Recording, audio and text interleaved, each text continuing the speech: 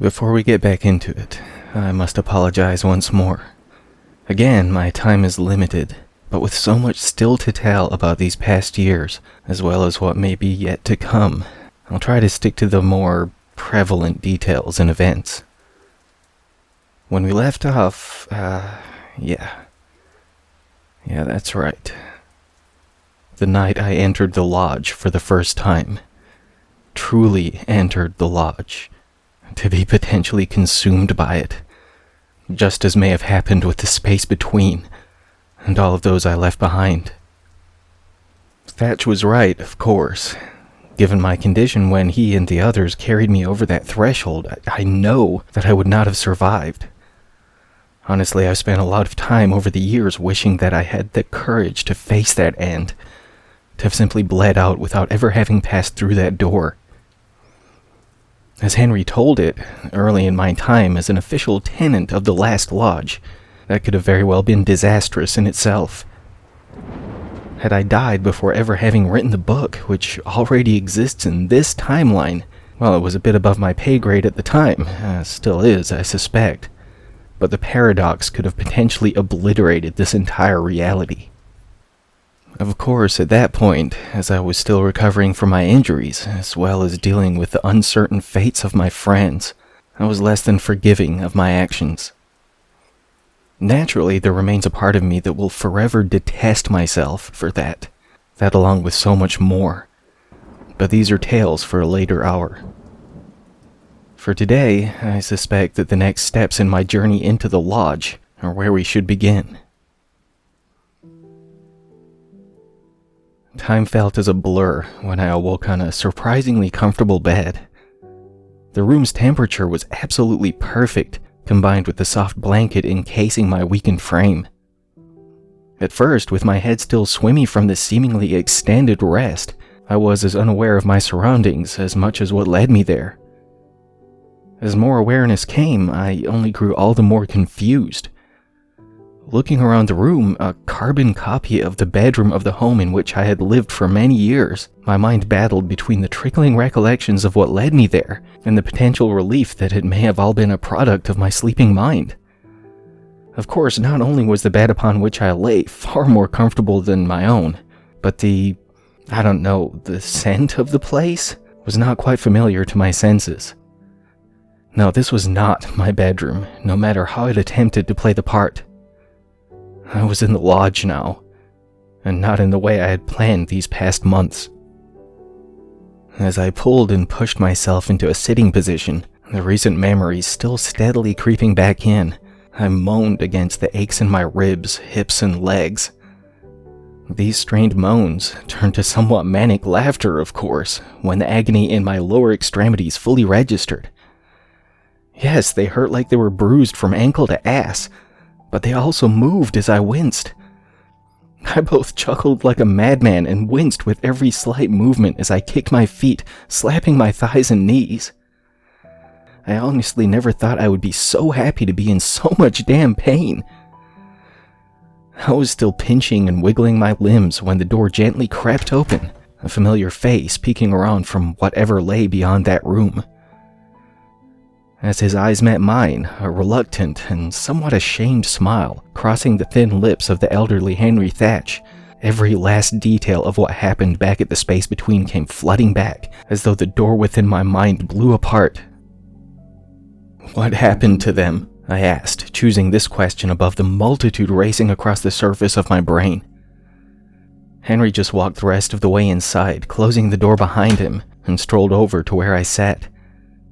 He gently slid a chair I hadn't noticed, one which did not exist in the real version of this room, up beside me, before hesitantly lowering himself onto it, moaning against his creaking knees as usual. "I honestly do not know," he said, his eyes twitching as though desperate to break eye contact. "But I do hope that we may find the answers to that." "How can you not know?" I belted, my body stiffening, then instantly wincing from the spikes of pain shooting across me. "This place, Decameron, as well as the other, are not quite... real, I suppose is a fitting term. I cannot begin to speculate what may have occurred when they became one, even if just for a moment. Are you serious? They became one? So what? This fucking place devoured the bar? Perhaps not. I need to know, Thatch. I need to know that they're alive. Henry just studied me for a moment while my emotions were steadily coming apart by the second. His expression was solemn, heavy. I could sense the weight of this burden just by the way his eyes painted a portrait of guilt and pain across his face. But that wasn't enough for me to just let this go. As we stared at one another, my face likely contorted from the irrational thoughts, and his a melancholy tapestry of lifetimes of anguish, he reached into his pocket, producing the very key which transformed the small bar on the edge of town to this prison. In any other situation, he said, handing the key to me, in any other door, this would only open a temporary gateway, reverting to its original state once the key was removed and the door closed once more. I took the key from him, gazing upon the simple object, back to the man beside me and down to the small brass key again. Though it appeared no different from just about any other key I had ever held, there was no denying that it felt very different. It wasn't just that the metal was quite warm. That could easily be chalked up to the body temperature beneath the pocket in which it was stored, and yet it was still as though it emitted its own heat.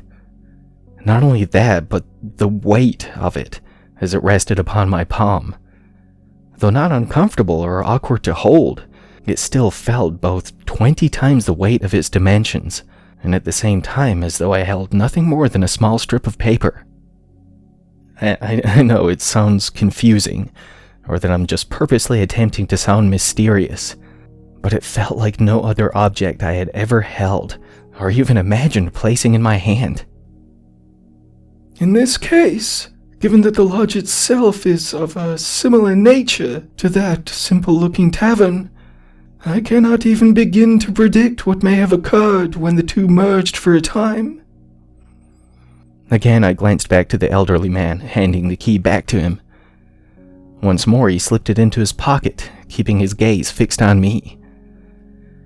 Yes, there was something behind his eyes, something he wasn't telling me. Though I believed what he said, that he couldn't predict what happened, I suspected that he still knew more than he was saying. But you have theories, I said, attempting to glare through his eyes into whatever temple lay behind them. Don't you? He gave a slight, passing smirk, not an arrogant one, more like that strange satisfaction of being sussed out. That I knew you could see right through me sort of thing. I do, he said, finally cutting his gaze from mine. So? How are you feeling? He asked, getting to his feet, straightening the wrinkles of his tweed coat. Don't change the subject, Henry. I need to know what you... I imagine that, while your injuries have mostly healed, it shall still take more time within these walls to fully recover. But do you think that you may be up for a walk? Thatch, tell me what... I'm trying, dear Cameron. But some tales are better spun whilst taking a stroll. With that, he gave me a smile, turned on his heels, and headed toward the door. Your clothes, he said, glancing around the room. Well, wherever they would normally be, in this room. Get up, get dressed. Should you feel up to accompanying me for a time, I shall await you outside. Gently opening the door as quietly as he had entered, he strolled out, only giving me one final smile before exiting the room. I just sat there, both puzzled and frustrated at the conversation which had gone absolutely nowhere but to spin my mind again. After a few moments, with a good deal of grunts and moans, I shifted my aching body around and hesitantly got to feet which still felt almost foreign to utilize. It took me a moment to regulate my equilibrium, as though I hadn't actually used these legs in months, or even years. Once I felt confident enough to take a step or three, I shakily strolled towards the closet. The sight of what I could almost swear to be my actual clothes behind the door caused my breath to catch in my throat again. It was downright uncanny and unsettling, down to the ink stain on my retired blue button-down shirt I never quite got around to tossing in the trash. I opened the drawers of my dresser to find everything assigned to each drawer, just as I would stack them after laundry day. I even took a glance to the left of the room, to the doorway leading to the bathroom. Hobbling toward it and cracking open the door, I was almost reluctant to even peek inside. But when my eyes met the same toothbrush I had been procrastinating replacing for the last 6 months, the blue towel hanging over the shower curtain, and even the basket holding extra toilet paper, I just didn't know what to think. I tried my damnedest not to dwell on any of this as I took my time pulling on my most comfortable pair of well-worn jeans, along with one of my favorite sweaters, one which maintained the small tear on the left elbow from where it had snagged on a nail protruding from my living room wall when I first moved into that house. While I held my breath to muffle a strained moan as I leaned to tie my shoelaces, my eyes fixed on the window on the far wall. For the time being, at least, I fought the temptation to glance through, quite intimidated by the thought of what may be beyond it. Were it either the familiar sights I had seen after peeling back the curtains at home, or whatever location was outside of this iteration of the lodge, I'm not sure what would have been more jarring. Of course, what if there was just an endless void out there, beyond the walls of wherever this building truly exists? Yeah, this was a bad time to have a creative mind. Once I finished getting ready, reluctantly brushed my teeth with the far too familiar brush, made a quick wipe down, quick cleansing if you like, I hesitantly headed for the door. I honestly halfway expected to see the hallway of my home behind it, but felt my back twitch slightly at the completely unrecognizable hallway. As he had assured me, Thatch still stood awaiting me, leaning against the pleasant wooden wall. If it was actually wood, anyway. It looked like wood, felt like wood too for that matter, as I brushed my fingers across it to ease that momentary curiosity. Henry cut his eyes to mine once more, a small smirk lining his mouth as I approached him. With no words, only an acknowledging nod, he gestured with a tilt of his head for me to follow him, as he placed his hands behind his back, turned on his heels, and began to stroll ahead of me. I still winced with every step, though I still felt exhilarated with each stab of pain in my legs. Not only was I actually walking after likely being paralyzed, which felt like only hours prior, but even if I wouldn't admit it at the time, I was actually excited. Yes, I had been attempting to avoid entering this damn building for months by this point. It had felt more like a feral monster in pursuit than some mysterious structure appearing and disappearing at will. Being actually within its walls, though, I didn't feel threatened by it anymore. I felt welcome. While the lingering thoughts of what may have happened to the space between and its residents still tormented the back of my mind, the forefront of my thoughts were that of a child visiting a carnival rather than someone entrapped. Sure, it may have very well been nothing more than the bizarre euphoria of surviving a near-death experience, my body seemingly repairing itself with every step I took. Like that high of potent pain meds, overwhelming the dull, resonating ache of my many wounds. Who knows? But as I made my way down that lengthy hallway, the elderly man before me still guiding the path ahead, I wasn't scared. I wasn't intimidated or nervous. I was simply curious, as though my incessantly inventive mind were exploring its darkest fantasies.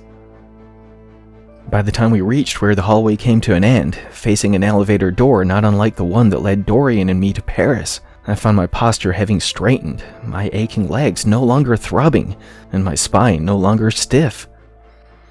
If anything, I think I felt better than I had in years, let alone someone recuperating from being nailed by a speeding caddy. Over those moments I had spent walking in silence behind the one who led me into this somehow no longer unsettling building, I felt fucking amazing. "So," I said, after Henry gently tapped the button with the downward arrow, "where are we headed?"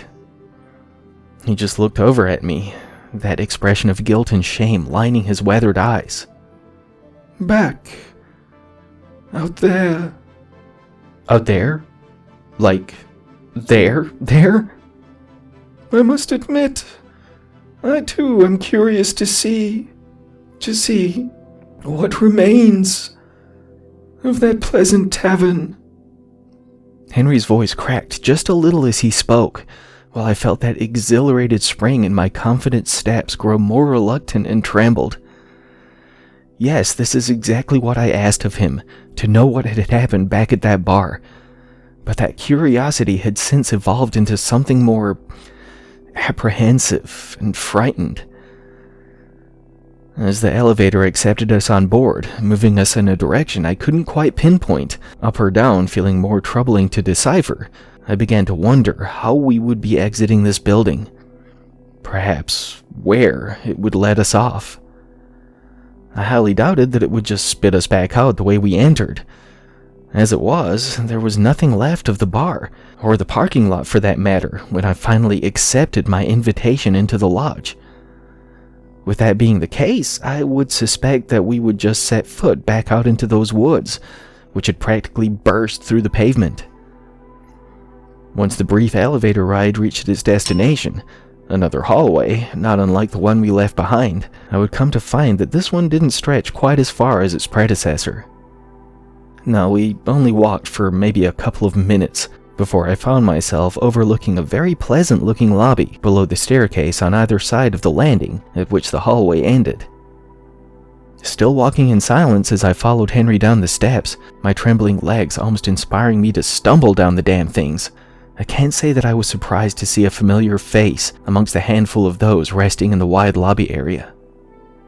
Sure, I had never even seen a glimpse of most of the curious faces who glared back at me from either a chair, a couch, perhaps a stool perched by the extended bar to the left.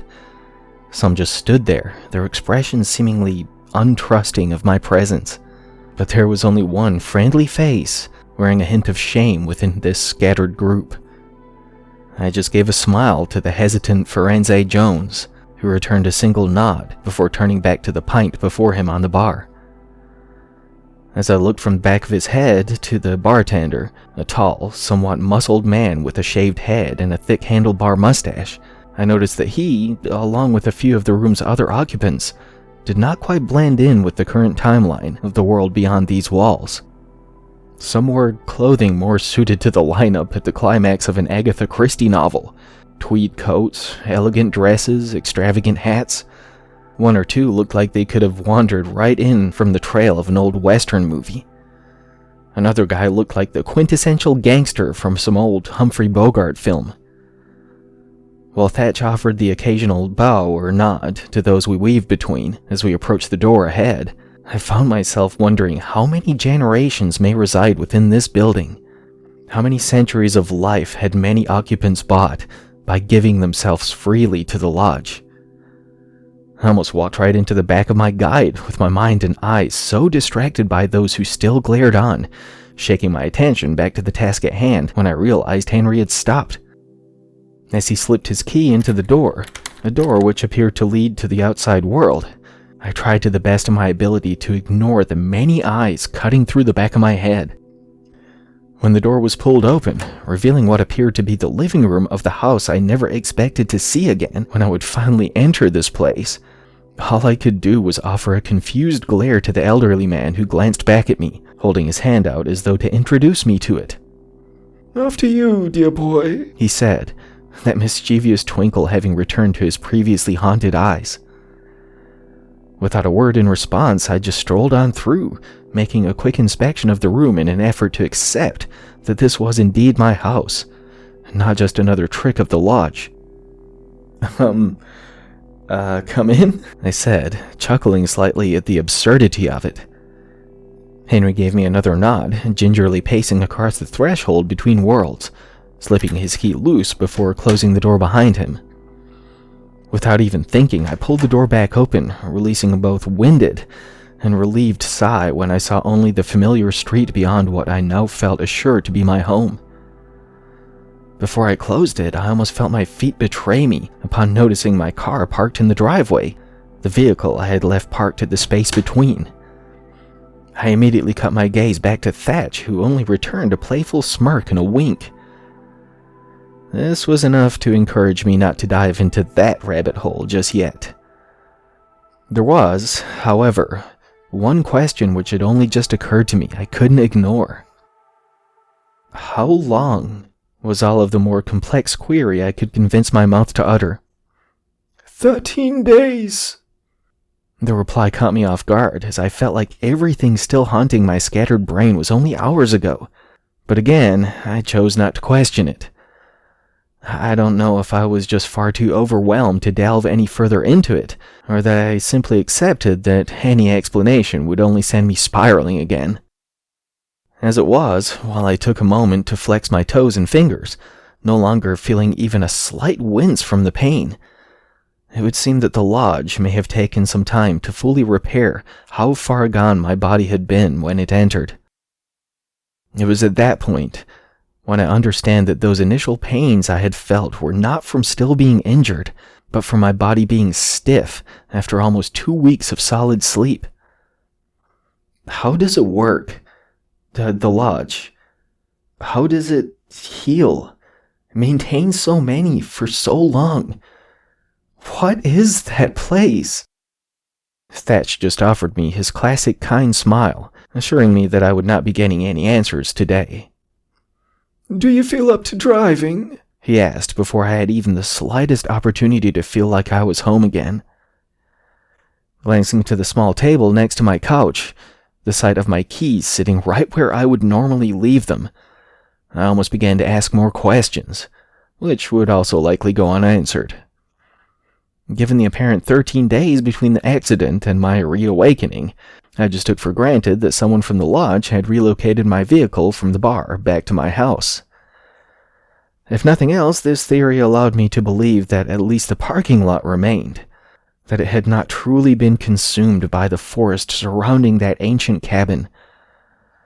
Perhaps it was all just an illusion, just some extravagant display of the lodge showing up to extend me one last invitation.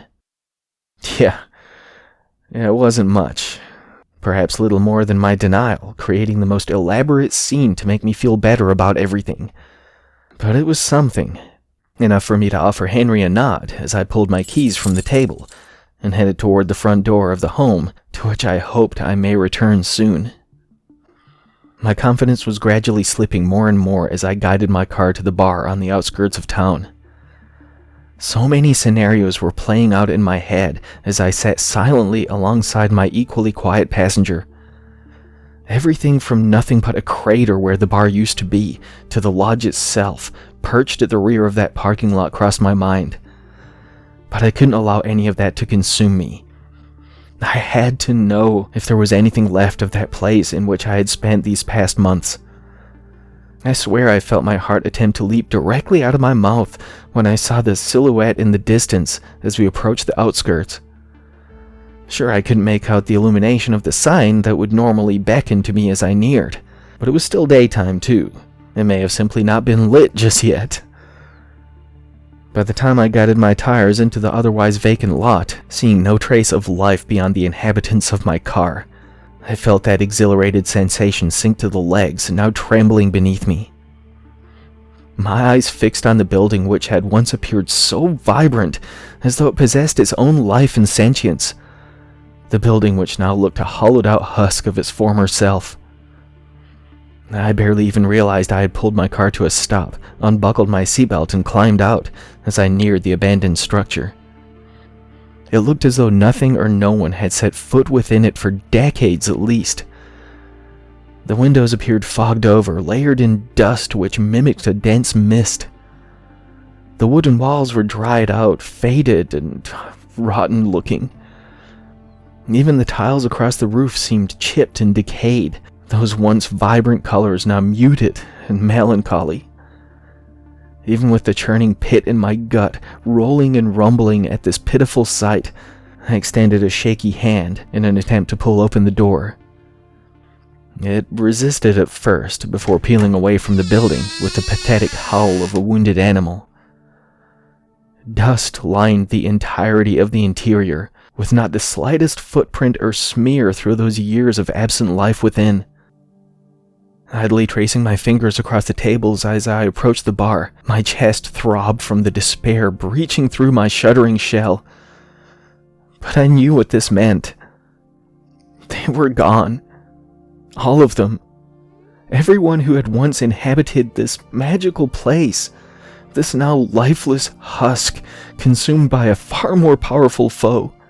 Drained of everything that made it so special. And everyone who had once walked those hallways behind the bar. Cracking open the flap on the counter, the rusted hinges squealing almost worse than the entrance, I was terrified to go further in. But I had to.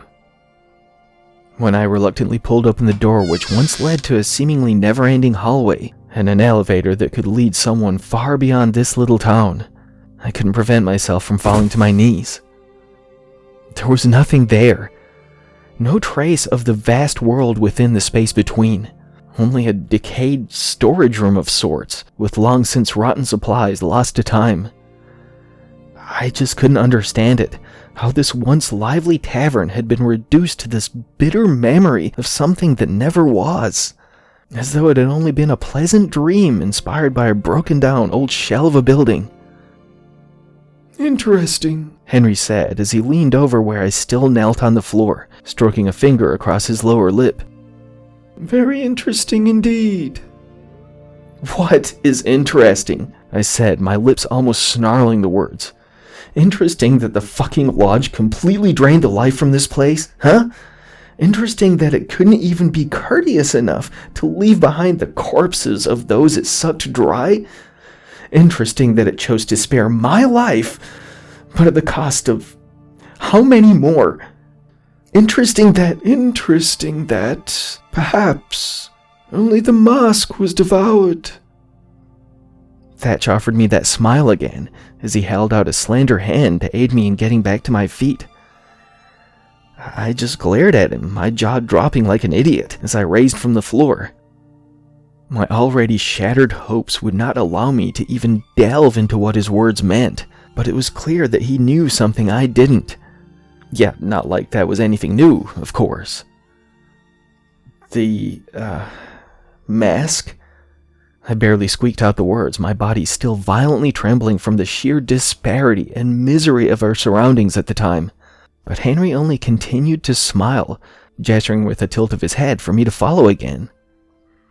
When you see the lodge, how does it appear to you? He asked once we found ourselves back outside. A nice cabin. Old, but, I don't know, fancy, I guess? The same as it presents itself to my eyes. But do you believe that this is how it actually looks? Again, there was that mischievous glint in his eye, but not in that same almost childlike manner. No, this felt like a secret he wasn't supposed to share. Like he was letting me in on something that any average guest would not be permitted to know. I never thought about it. But yeah, it's alive, isn't it? Oh yes. Perhaps not quite in a manner with which we would conceptualize life, but I imagine it has worn many masks through the ages, as has this old tavern. And what does it do with these masks it no longer uses? I could feel my heart begin to reawaken, my lungs feeling as though they filled with the first breaths of fresh oxygen they had tasted in years. I imagine they still exist, whether ever worn again or not. This mask, though, he gestured back to the dilapidated bar, has run its course, I'm afraid. But perhaps the entity which would don it, perhaps it still exists somewhere. And What about whoever was inside the mask? The building when it was devoured? Thatch paused for a moment, seemingly attempting to find the right words or proper thoughts to figure them out. Were they within the tavern when the transition was complete? Yes. They too would have been consumed. No. But, But? as there is ample evidence of remains of the, mask, I would imagine that there too would be remains of its occupants, had any lingered. Without a word, I practically burst back through the door, nearly slipping as my hasty feet skidded across the mounds of dust. I moved like a complete madman, kicking aside tables and chairs, some of which crumbled and cracked from my assault. I ran behind the bar, my eyes scanning every inch I could make out through the dull light provided by the fogged-over windows and still open door. I brushed more mounds of dust, desperate not to find the slightest evidence that something living had once lay beneath. Every corner and each crook I would not leave untouched or unseen as I plundered through the small bar lost to the ages. But by the time I was done, my heart racing from the exasperated energy spent on my investigation, I had found nothing. No remains of anything potentially human. No decomposing bones or aged fabric. No hair or fingernails. No decayed plastic or lenses, which may have belonged to a pair of wide-rimmed glasses. Nothing. So what does this mean? I asked, still winded from plundering the remains of the old bar. I'm afraid I can only offer theories, dear Cameron. But if they did manage to reach behind the bar itself before it was over, they might still be alive? Henry only gave me a shrug, clearly not wishing to provide too much false hope. But there was hope nonetheless. As I had only just discovered earlier that fateful day, there were copies of that tavern spanning one side of the globe to the other. Maybe they could still be out there somewhere. Yeah, it wasn't much to go on, but far more than I had only hours before. That alone was no small thing. Yes, to this day I have neither seen nor heard from Betty or Simon. I found no evidence that they still even exist. But given where the lodge would lead me from this point, I haven't exactly had time or opportunity to look for them. Though we had to head back to the lodge again from here, as there was still work to be done, Henry gave me the choice of once more using the door to the bar to access it, or that of my home. Not only did I wish to return my vehicle to my house, but I don't think I could have stomached entering through this door again. Over the ride back to my house, my mind was far less distant and distracted than during the trip to get there. But I was finding myself more driven to now devote my time to relocating my friends, regardless of what the lodge wanted from me. Of course, even if I was growing to trust him more, I wasn't about to tell Henry that. As we crossed back over the threshold of my front door, leading to the entrance into the lodge, Henry mentioned that we only had one last matter to discuss before I may take some rest. He led me back through the lobby with a few less, but also a few new tenants greeting me with that same unsettling glare as before. I saw no trace of Firenze Jones this time, but if nothing else, having spotted him earlier, I was glad to see that he was still around. Of course, with so many eyes glued to me while I fought to focus on my guide before me, I was growing far more aware that not everyone was happy about me being there. It wasn't until we reached my uncannily familiar room, somewhere in the depths of the last lodge, that I would come to learn why my arrival was met with such unease. My body was still aching from the day's activities. Even if I had mostly recovered from my injuries, it would seem that my muscles and joints were still getting accustomed to so much movement again. I almost felt ashamed for the groans I uttered while lowering myself back into my bed, while Henry took the seat he had before. Propping myself up on my pillows, I just gave him a bit of a shrug, rather than really taking the time to apologize for making such a fuss while his ancient knees still creaked and moaned. "So," I said, still attempting to get myself comfortable, "what is this matter you wish to discuss?" He seemed a bit reluctant, which only made me more nervous about what was coming. Yes, I knew I still had to write that damned book, and that was at least a significant part of why I was destined to enter this place. But what else was my purpose here? I have grown old, dear boy, Thatch began, that smile looking a little more strained than I had seen it yet. I have served the lodge for many years, not only as one of its many occupants, not as an emissary or an agent. No. My responsibilities extend far beyond the great majority of those who dwell here. I didn't really know what to add to that, so I just remained quiet.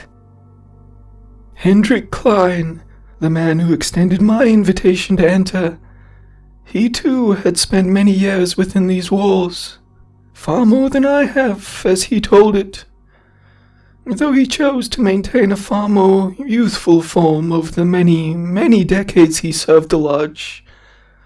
Oh yes, he was far older than I am now. He never informed me of his intentions when he brought me in. When he revealed them to me, perhaps a year, maybe two, prior to his retirement, I assumed that what he asked of me was something more impulsive, but no, he had considered this very decision for a long time, perhaps since the very afternoon he saved me from my attackers, back in my own youth. I understand now how he felt about his decision, both why he waited so late to inform me, as well as how he was so certain that he was right to entrust me with this. Where is this going, Henry? I said, growing something of a sinking sensation in my gut. Hendrik was a manager, Cameron. There are only a few of these throughout the entirety of the world within these walls. Some they do not have the purest of intentions. Klein, though, he was one of the fairest, kindest, and most decent individuals I have ever met. An opinion upon which we thought of one another, it would seem. He had wished to retire long before he ultimately would.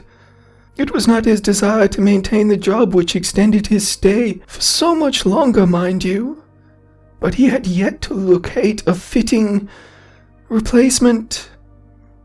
You see, when such an opening becomes available, there are so many who would feel themselves to be the most fitting successor, most of whom should never be permitted in charge of a wheelbarrow with a broken wheel, let alone something of this magnitude. When I agreed to take his place and allow him to finally, truly be free of this place, I had to endure a great deal of spite from my fellow residents. There were some who, they were far more bitter than others.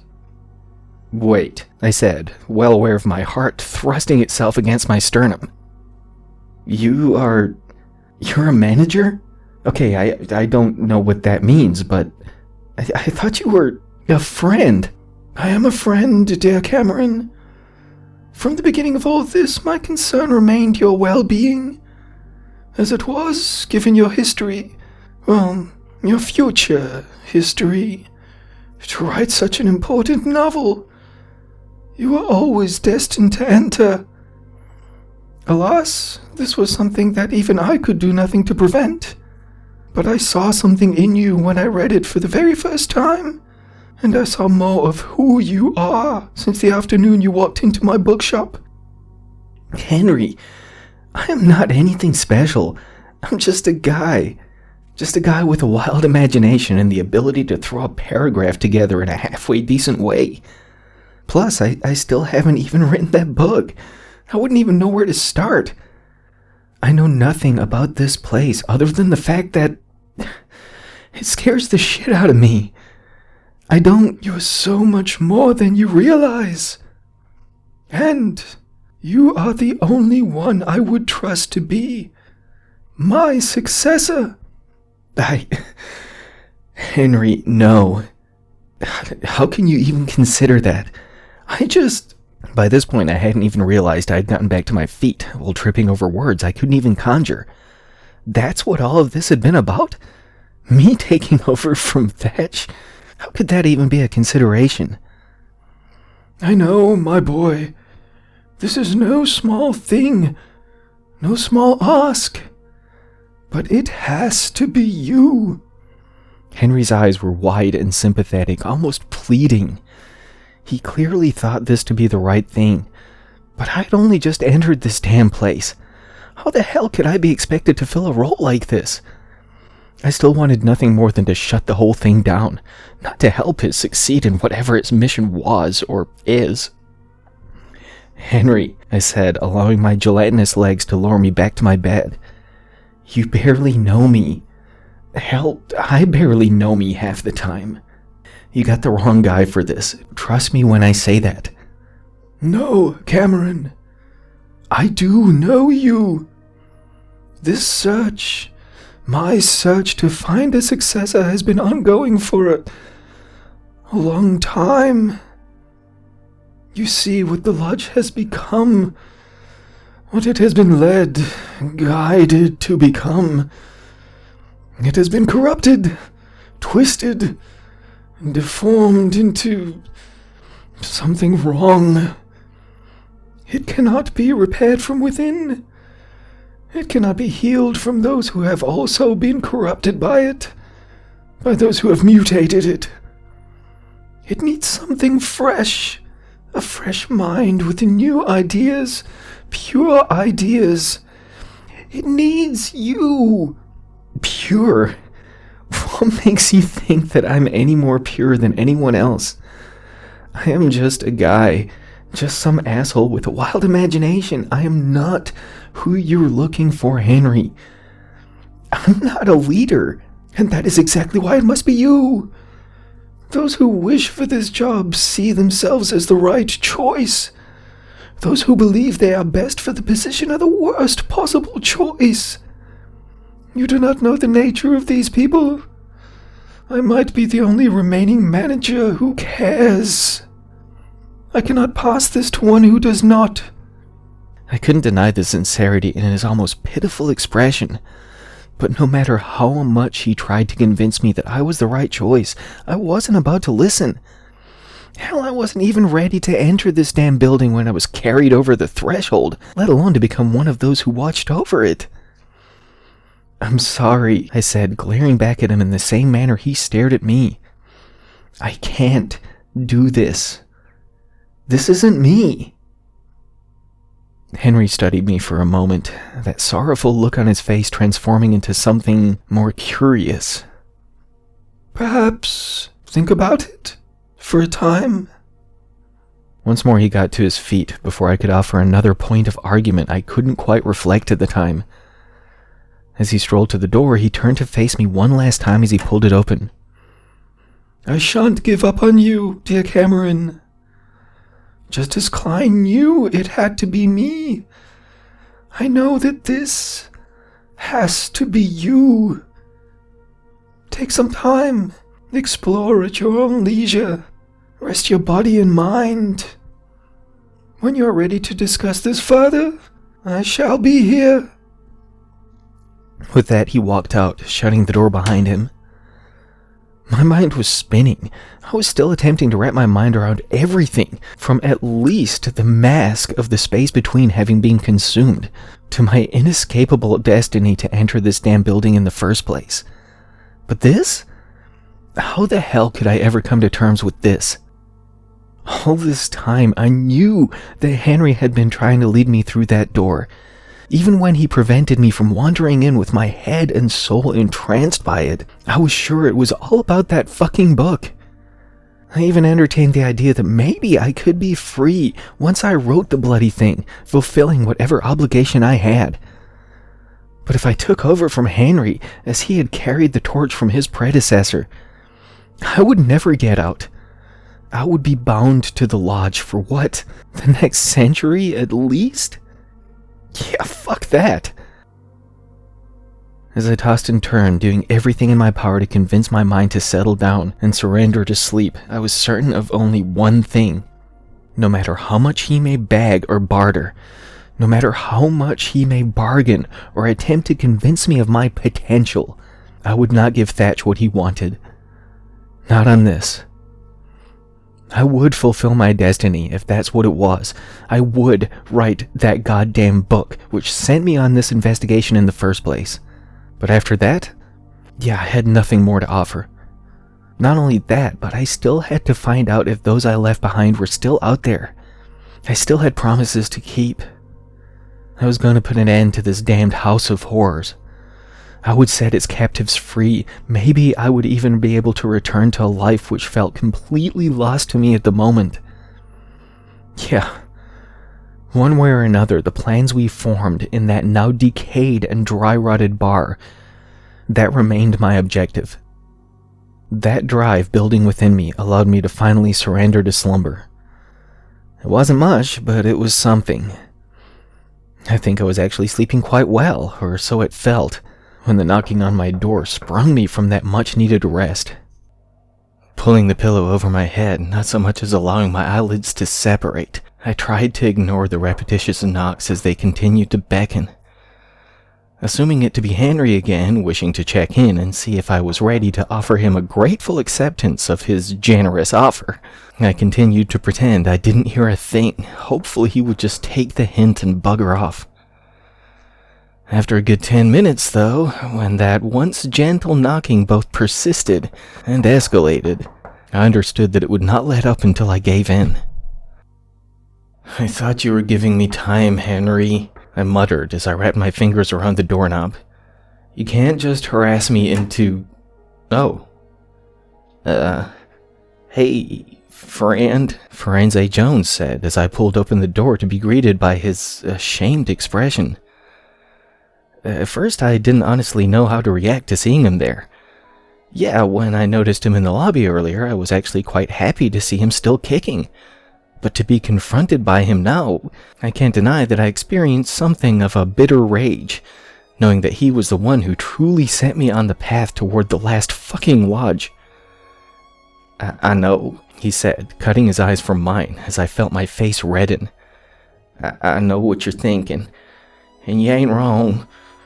I was laid out to find you, even if I didn't know who I was looking for back then. But if it weren't me, it would have been someone else. I hope you can see that. Backing away from the small-statured man, I gave a tilt of the head to invite him in, still attempting to convince my tongue to form words. His posture slumped as he appeared to hesitantly enter, while my eyes continued to drill into those he now directed from mine. "And how have you been, Mr. Jones?" I asked, trying to release my gritted teeth. I've been, Well, this ain't about me, son. I ain't here to apologize for what I did. I do apologize. I am sorry. But that ain't why I come here tonight. He finally raised his eyes to meet mine. It wasn't until that moment I noticed how heavy his gaze had grown. I recall how vibrant his eyes were the night we met, how they contained such a childlike enthusiasm while he spun one tall tale after another.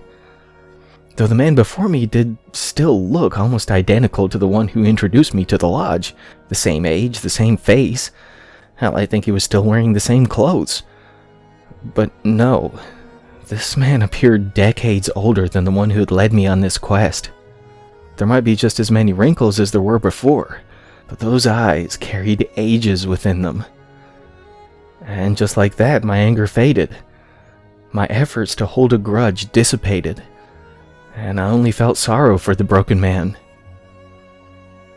"So, why are you here?" I asked, choosing to neither acknowledge nor accept his apology, just to avoid getting into all that. I'm here to get you out." "You... How... If you're still trapped here, how the hell can you break me out?" "I've learned a lot, friend. A lot about how things work and who to trust. It turns out, if I'd known some of this stuff early on, I could have got out too. But now... No. It don't matter.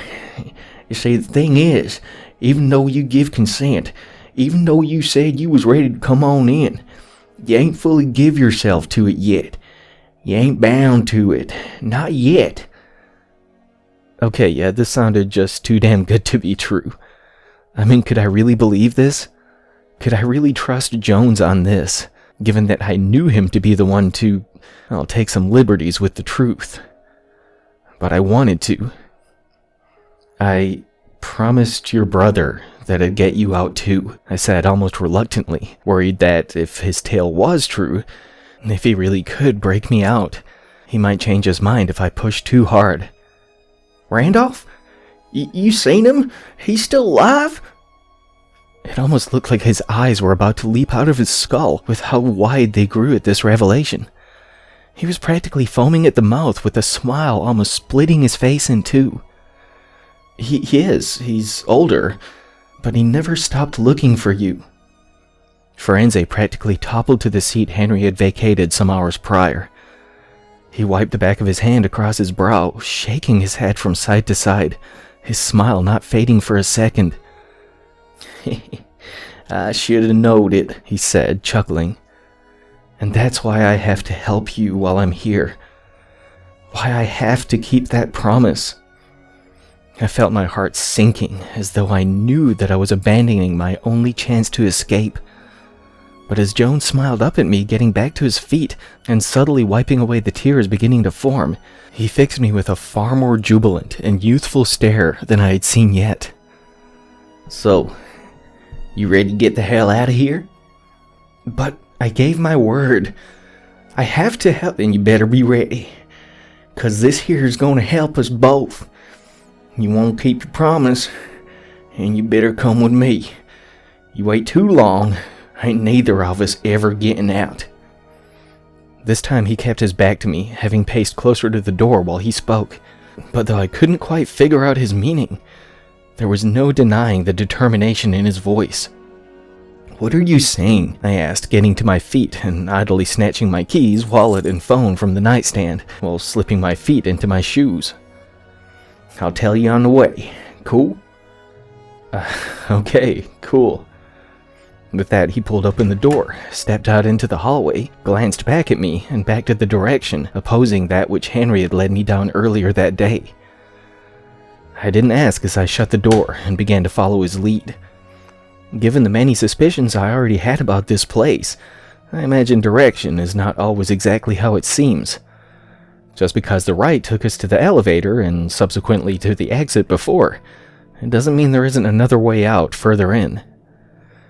As we followed the hallway, which stretched so far, curving this way and that as we plundered on, I couldn't even hope to imagine where it may end, or if it may end. I became aware of a scuffling sound, some distance behind us. Shit, Firenze muttered, sounding far more flustered than if it was just another tenant walking the halls as we were. We gotta get out of sight. What's going on? Surely no one knows what. Don't suppose you can pick up pace a bit, can you? Yes, it still hurt to move, even more so as I attempted to hasten my stride to keep up with my guide's quickening steps. But I had a feeling that, if I didn't push through the pain, I was about to end up dragged back to my room. And God knows what they would have in store for Jones, given the punishment my ears had witnessed before. Even to this day, I still sometimes awaken from a nightmare as my mind attempts to figure out exactly what caused that meat grinder sound when the ominous Alistair was sucked through the floor of the makeshift temple to the lodge, as Arnold Dayton himself fell to an uncertain destination for his attempts to carve open his own door with blood. Though I have learned a lot about my home over the years, there are still so many answers that I honestly have no desire to seek out.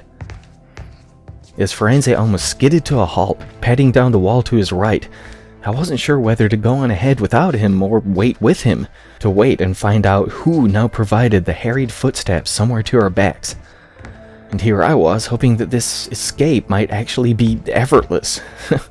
Had I learned nothing by this point? Was I really that fucking ignorant? Where is it? Firenze whined, still slapping his palms against the wall. Up and across, down and diagonally, he just kept adjusting the trajectory of his aim slightly each time, still seemingly unable to find whatever the hell it was he sought. I think we need to move, Mr. Jones, I said, my back beginning to twitch as the rushing feet neared all the more. That's what I'm trying to do, bud.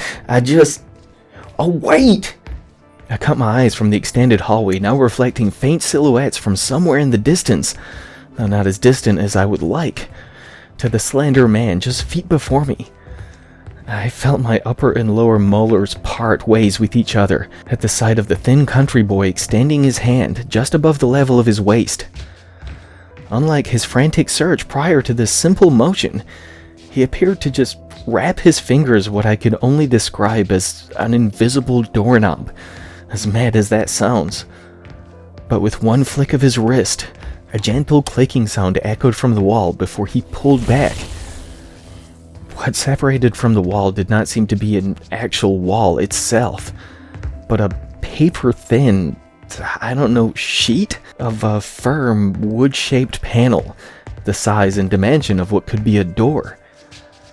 What lay beyond said sheet of paper, wood, metal could only be described by my mind's eye as a vacant and darkened void of nothingness. "Come on," Jones said, gesturing with a tilt of the head for me to head in first. "But," I tried to argue, as I wasn't sure if between being dragged back to my room or making a maiden voyage into a bloody void was more favorable at the time. "We gotta move, friend." He grabbed my arm, with the hand not holding the door ajar, yanking me forward. Why don't you go in first?" I belted, my fear causing me to not even consider how much of a dick this made me sound. "I can't," he said, glancing at the hand still holding the nothing attached to the paper wall. "If I let go, the door closes." With the steps sounding only feet behind us, and the desperation in Ferenzi's face, I just took a deep breath, stepping over the threshold between the hallway and whatever lay ahead of us. I don't know if it was just the fact that Jones was the only person I knew here, aside from Thatch, of course, or just that I was so desperate to escape this place, regardless of my previous plans to enter, but I had to trust him on this. Why would he come to me in the middle of the night to help me break out? Given that he led me here in the first place, it wouldn't make any sense for him to lead me into some sort of trap. And when the echoing slam of the door closing behind us combined with the slender man walking directly into my back, pushing me forward slightly, I finally released the breath I had been holding. But between the pursuing footsteps instantly falling silent and the gradual light which began to emit from seemingly nowhere and everywhere at the same time, I felt that relieved breath immediately cease, as though my lungs had suddenly disintegrated from within me. It's almost impossible to describe what I looked upon, or in any way paint a fitting picture to the mind's eye. At first, it just appeared as an immense, wide, and open room. The floor looked like a glossy wood, which was almost translucent, as did the vaulted ceiling high above. There were doors sporadically lining each wall, maybe around 10 to 12 per wall. Sure, not too many, all things considered. But after taking a few steps in, I could not remotely decipher through which door we had entered. But that wasn't the only aspect of this particularly bizarre room, which both perplexed my senses and terrified me at the same time. As Ferenzi stepped before me to lead the way, my thoughts running circles around themselves, barely allowing me to keep track of my guide, I could swear that I felt eyes upon me. I finally caved to these instincts, turning my head in search of what exactly lingered in my periphery. I couldn't tell if my heart stopped, or if it was racing so fast that it made too many beats to register. From the walls to the ceiling and down to the floor, I could see replicas of Mr. Jones and I, what I assumed to be reflections at first. But the more I dialed my vision into this, the more differences I could make out. "Keep your eyes on me, friend." Ferenzi's voice echoed across the vastness, seemingly called out from hundreds, maybe thousands of directions at once. "You get too distracted, you'll never find your way back." "What?" I began to speak, pausing as my own voice reverberated in that same unsettling chorus. "Is this place one of many?" Jones said, still not looking back to face me, only reaching his hand back, searching for mine. A lot of old buildings have these secret tunnels and hallways. This one, yeah, the lodge don't play by normal rules. The dizziness was nearly crippling, churning my gut and completely obliterating my equilibrium. I reached out to the hand before me, but it was taking everything I had to remain upright, let alone focusing on which hand to grab.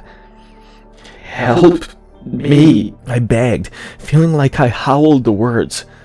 I can't, bud. I can't look back. Gotta keep my eyes on the door we're heading to. I swatted at the air before me, the gentle swipe against the air reverberating just like the voices, making me reluctant to speak another word. As my fingers drifted through many digits, reaching out from all around me, I forced my feet forward, desperate to make contact with anything tangible. You can do it, friend. I can feel you behind me. Just a few steps forward. One step. My knees shuddered like jello on a spoon during an earthquake. 2 steps. I could feel my gut rebelling, taking extra focus not to evacuate everything and anything that may still linger in my stomach, only making me ponder when was the last time I actually ate anything. 3 steps. I waved my arm before me, the involuntary grunting as I wrestled with my inability to make my body function properly, only causing my ears to ring, as that too echoed back into my burning ears. 4 steps. I felt my palm drift against something, instantly tightening my grip around what I hoped to be the hand of the small-statured Firenze Jones. The second our fingers made contact, I could feel my bubbling gut subside. My spinning head slowed its rapid orbit. Slowed, but didn't cease. But it was enough for me to regain a fragment of my prior composure. I got you, bud. With that, I kept my eyes fixed on the upper back of my guide, who began to move onward again. My steps matched his as I fought to ignore the reverberating feet clomping against the wood, or whatever the hell this surface was. I couldn't tell where we were headed, nor did I care anymore. I just wanted to not be here anymore. Minutes trickled by as we plundered onward, while I would not even begin to allow my eyes to wander again. When Jones stopped walking, I damn near stumbled into his back, but caught myself before I toppled us both to the floor, thank God. The light squeak of the doorknob as it turned once more cascaded against more walls than my ears knew how to register. But as the door was pulled ajar, and I felt myself being pulled forward again, I collapsed to the floor the moment I felt the entrance slam behind my back. Gasping for air as my senses battled to regulate, with a far more familiar sensation of only 3 dimensions being present. It took everything I had not to spew across the hardwood. I'm sorry, friend, Firenze said, crouching down to rub my back, something that felt both incredibly awkward and strangely soothing. I didn't think. I should have warned you. I should have taken your hand from the get-go. Yeah, I said, still gasping for every labored breath. You should have. I didn't mean to sound angry, but I suppose I was quite pissed at the guy for not the slightest semblance of a heads up. I've been in and out of a lot of those rooms over the years. Suppose I forgot how much it messed me up first many times I snuck on through. And you know, we was kinda in a hurry, so... I could tell that he felt awful about this as he stumbled over his own excuses. It took me a few to get a hold of myself, but when I finally felt my breathing steadily calming and my pulse settling back down to only somewhat manic, I finally cut my gaze back to his ashamed expression. It's all right, Firenze. You got us through it, one way or another. I could see his brow almost immediately soften, but I could tell that he still felt bad, with what I could only describe as an almost haunted guilt lining his expression. Honestly, and not to be a dick or anything, I was okay with that. I was still pissed, but there was no sense in holding a grudge, especially when I knew that this madness had to mean that we were on the right track to escape. Once my constitution had recovered enough, I got back to my feet to take in our new surroundings. In many ways, it didn't appear much different from the hallway which led to that unsettling crossroads. for lack of something concrete to call it. But there was something very different about this hallway. I couldn't quite put my finger on it. As Firenze offered me a nod to ensure I was ready to resume our course, he began to lead the way again. Perhaps the floors and walls were a slightly different shade? A little darker, maybe? The lighting was certainly not like where we had been thus far. It emitted something of a colder glow, if that makes sense. While the illumination of the previous hallway had something of an amber hue, almost welcoming and inviting in a way, this was far more muted. I had to assume that that's what made the walls and floor seem a different shade, the lighting giving something of a bluish aura.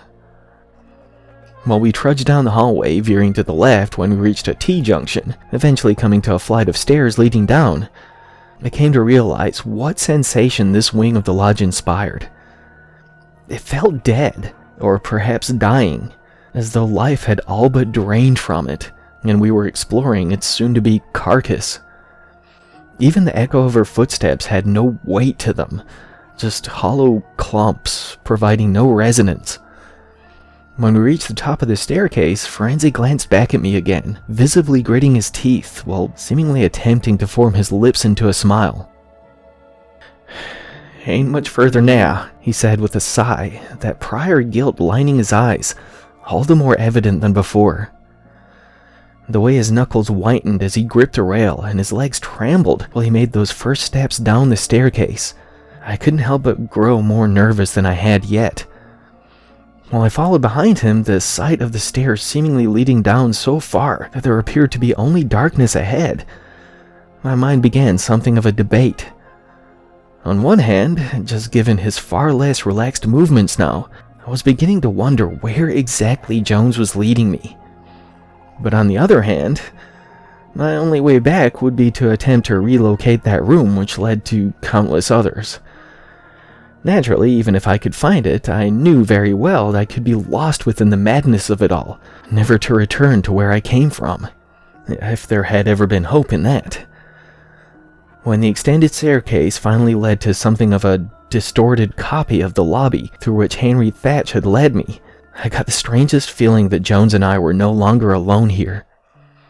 With that intense sensation of being watched, striking the very center of my shivering core, every single one of my scattered thoughts finally joined forces on a singular idea. Run. As I spun my body around to do that very thing, I felt every muscle tense when my eyes met the man now leaning against the rail of the stairs we had only just left behind. "This is the guy?" the tall, somewhat intimidating man said, cutting his gaze from me to Jones. Firenze only nodded. There was something eerily familiar about not just the man who now strolled toward me, but the tone of his voice as well. He was a fairly stocky guy with muscled arms imprinted beneath his gray suit. His hair was thick and jet black, with what looked like so much product applied to it that he could very likely take a bullet to the head without getting as much as a scratch. His thick eyebrows had no curvature, just two dense caterpillars parked upon where his dark eyes met his forehead. His thin lips formed a sneer on one side and a smirk on the other, while his heavily tanned skin formed leather-like wrinkles across his face, making him appear decades older than he may have been, before entering the lodge, of course. "So you want out?" he asked, though it felt more like a demand than a question. "I want to go home." I tried to sound confident and self-assured, but I'm sure I came off more like a fragile old man, trying to get the attention of anyone to help him get to the bathroom. "Then let's get you home," he said, walking by me with his hands in his pockets, neither gesturing nor asking me to follow. I turned to watch him almost gliding across the floor in the direction of the exit, while Firenze tilted his head for me to get moving.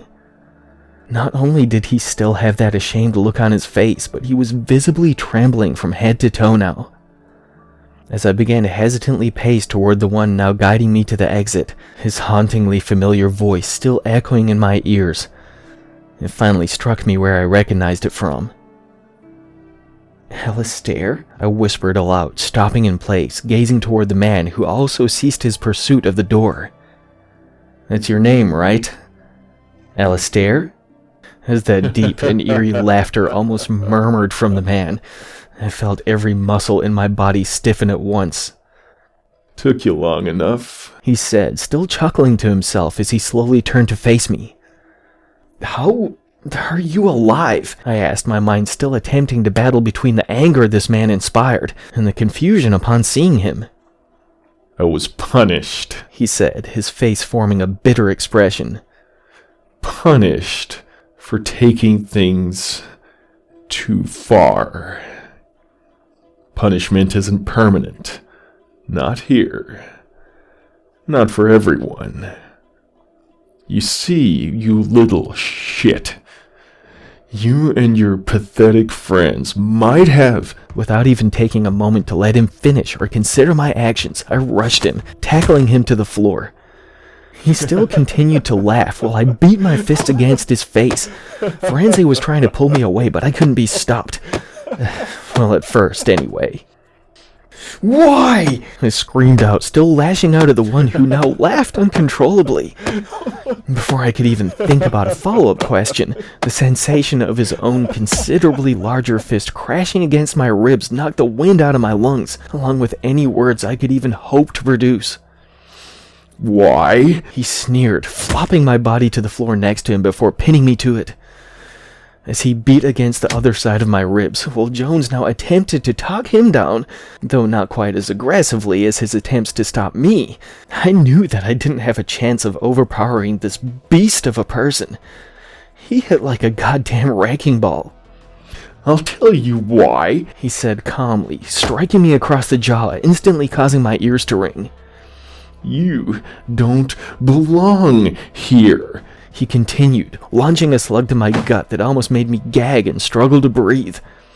You don't deserve to be Henry's successor. Another hit to the same spot, filling my throat with stomach acid. You have no place here. His assault stopped, his body rising from its previously hunched posture over me through my blurred and pain-ridden vision. And that is why I'm helping you. That is why you need to go. I rolled to the side, coughing against my burning throat, aching ribs, and still spinning head. After a few moments of this, my wheezing subsided, and my vision began to clear. I cut my eyes to Firenze, who refused to look back at me, his posture slumped and his head lowered. Get up, Alistair said, his tone cold and hateful. I attempted to push myself from the floor, but immediately collapsed back to it, with my limbs still trembling and weak. Get up, and get the fuck out of here, before I change my mind. Once more I struggled to lift myself to my feet, making slow but steady progress. If you do drag this out, if I do change my mind... I got to my knees, still battling against the dizziness and nausea. I'm gonna fucking kill you. I felt my muscles tense again, wincing from the pain accompanying the sensation. You hear me? Why? I muttered again, my words trembling as much as my extremities. I already told you why, you simple shit. No, I said, turning my head to face the guilt-ridden Mr. Jones. Why are you working with him? Once more that haunting laughter vibrated against my eardrums. Because we made a deal, the arrogant man said, pacing toward Firenze, wiping the blood lining his knuckles against the stained overalls. I told him that if he helped me get rid of you, that I'd make it so as he could leave too. But...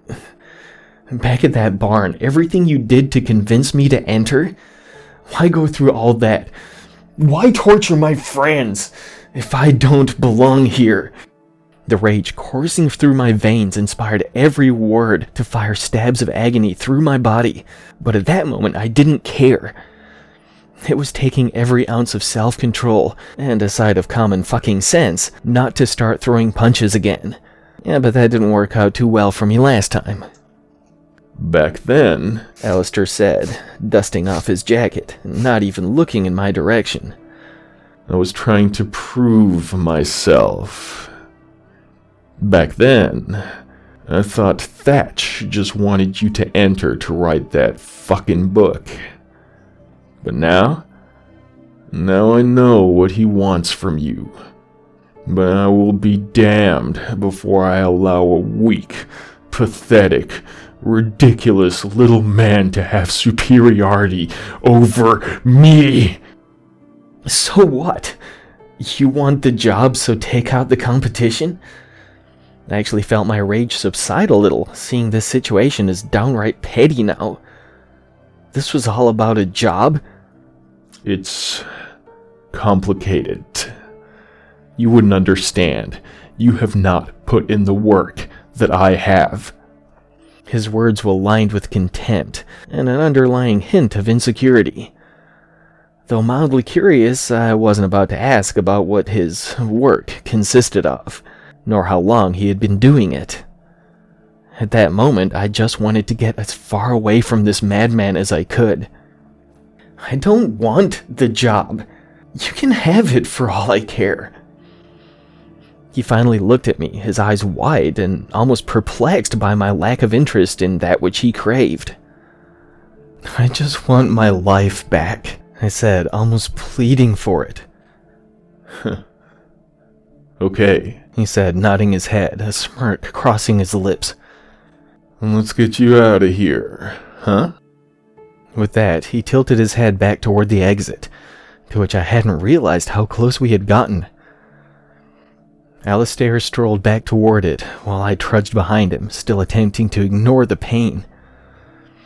When we reached the door, the bulky man reached his hand out to the knob, glancing back at me with a wink. I cut my gaze back to Forense Jones. He still stood in the same spot, maintaining his staring match with the floor. "Aren't you coming?" I called out, to which I saw his body spasm and tremble. "You're letting him out too, right?" I now directed my words to the one who gently turned the knob, gripped in his hand. "That's what you said." Still some arrangements to be made, he said, his voice firm and deep. You just got here. He's been around for a long time. He will be along soon enough. I glared into the man's eyes as he pulled open the door, attempting to ignore the almost blissful breeze while trying to decipher what lay behind his dark eyes.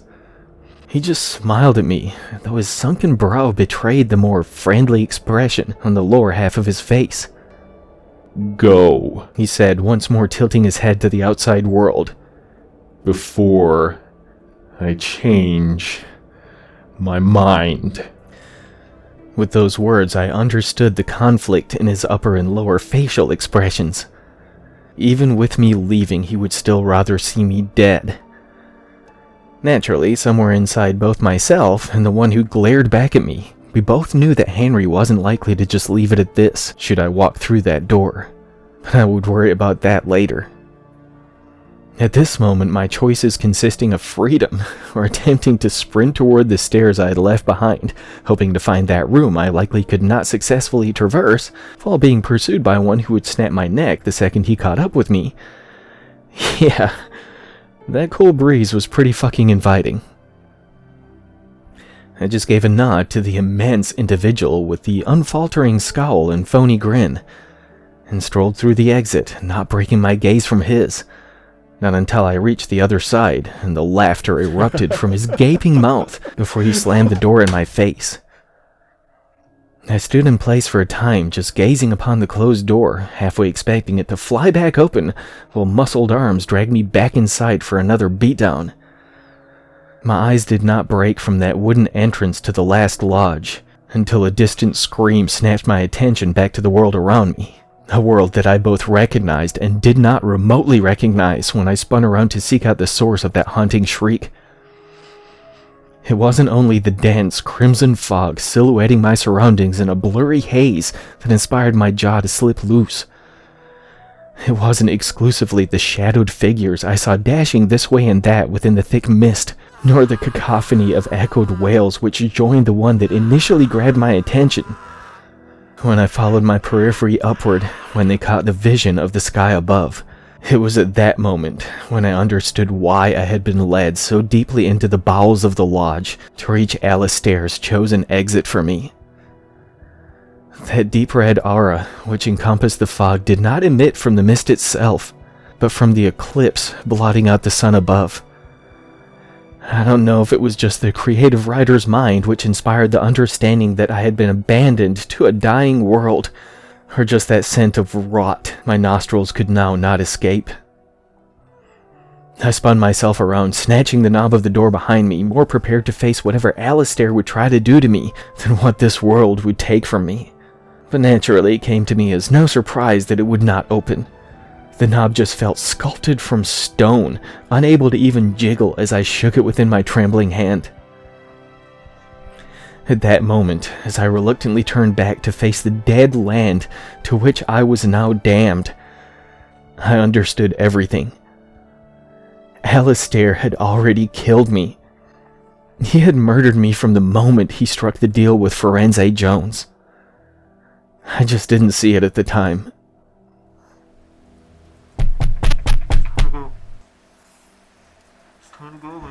Okay, I'm afraid I've run out of time again. I apologize for that, but I will return soon. So much more to tell still. Limited time to tell it. Of course, even after all I've been through has been revealed, well, forgive me from borrowing from another author. I still have promises to keep, and miles to go before I sleep.